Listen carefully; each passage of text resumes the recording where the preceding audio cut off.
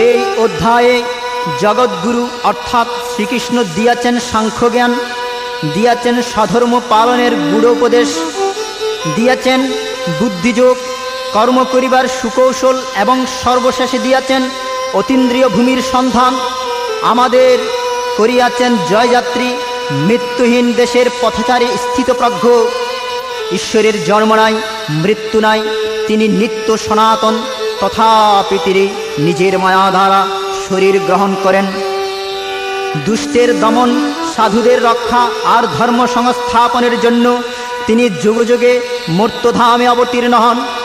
শ্রী ভগবান বলিলেন, নানা লোকের নানাভাবে আমার ভজনা করে যে যেভাবে আমার আরাধনা করে তাকেই আমি সেভাবেই তুষ্ট করিয়া থাকি, আর যাহারা অন্য দেবতার পূজা করে তাহারাও শেষ পর্যন্ত আমাকেই লাভ করে। জগৎগুরু সৃষ্টি করিয়াছেন 4টি বর্ণ, তাদের গুণ ও কর্ম অনুসারে করতে বলেছেন নিষ্কাম কর্ম, আর এই নিষ্কাম কর্মই ঈশ্বরের কর্ম। আমি ভগবানের সৃষ্টি রক্ষার জন্য কাজ করিতেছি, এই ভাবিয়া কাজ করিতে হইবে। ইহাতে কাজটি হইবে সুন্দর, সধর্ম হইবে সুসম্পন্ন।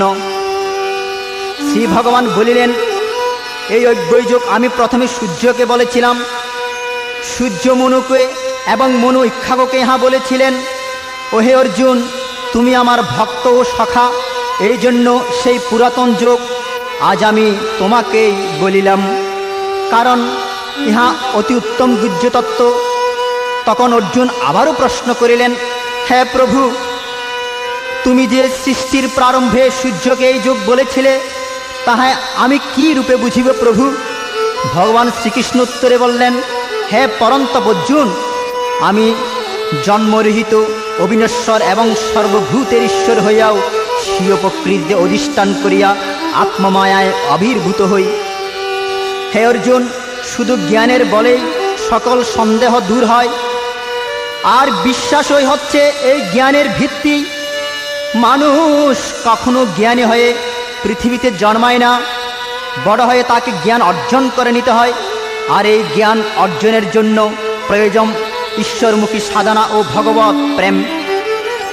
মানব জীবনটাই অতি দুর্লভ জীবন, তাই দুর্লভ জন্মকে সার্থক করার জন্য ভগবত গীতাকে বুকে ধরে শ্রী ভগবান শ্রীকৃষ্ণের চরণে মতি রেখে সামনের দিকে আমাদেরকে এগুতে হবে।